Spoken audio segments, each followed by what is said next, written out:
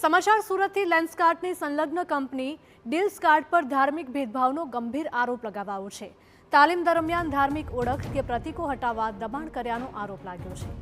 નવી મુંબઈના તાલીમ કેન્દ્રમાં હિન્દુ યુવકો પર ધાર્મિક ઓળખ છુપાવવા દબાણ કર્યાનો આરોપ લગાવાયો છે। યુવકને તિલક ચાંદલો, ઓમનું ટેટુ અને શિખા દૂર કરવાનું કહેવામાં આવ્યું છે તેવું આક્ષેપ કરાયું છે। ત્યારે યુવક સહિત અન્ય હિન્દુ ઉમેદવારોને પણ દબાણ કરવાનો આક્ષેપ લાગ્યો છે। અન્ય ધર્મના લોકોને તેમના ધાર્મિક પ્રતીક ધારણ કરવાની છૂટ હતી। સુરતના વેસુ વિસ્તારમાં આવેલા સ્ટોર પર યુવકનો ઇન્ટરવ્યૂ થયો હતો। ઇન્ટરવ્યૂ આપ્યા બાદ 5 જાન્યુઆરીએ તાલીમ માટે યુવક ગયો હતો નવી મુંબઈ।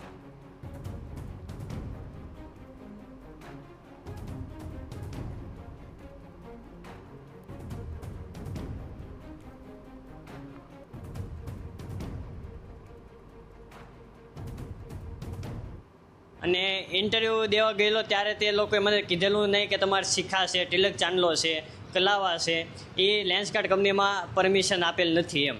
પછી એમાં 1 મહિના માટે ન્યૂ મુંબઈમાં હું ટ્રેનિંગ લેવા માટે ગયેલો। ત્યાં ટ્રેનિંગમાં લેવા માટે ગયેલો ત્યારે ટ્રેનિંગ સેન્ટરે જઈને મને કીધેલું કે તમારા જે શિખા છે, તિલક ચાંદલો છે, કલાવા છે, એ તમારે કાઢવું જોશે। એ તમે નહીં કાઢો ત્યાં સુધી તમને જોબ નહીં મળે।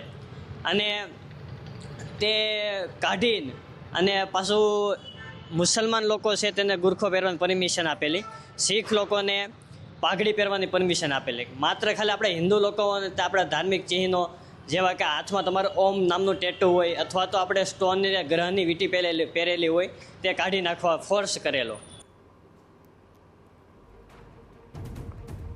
હાલમાં જ લેન્સકાર્ટ કંપની દ્વારા ફેબ્રુઆરી મહિનામાં જાહેર કરાયેલી પોલિસી અંગે મોટો વિવાદ સર્જાયો હતો અને જેમાં અન્ય ધર્મો માટે છૂટ હતી પરંતુ હિન્દુ ધર્મ માટે સ્પષ્ટ નિયંત્રણ હતા।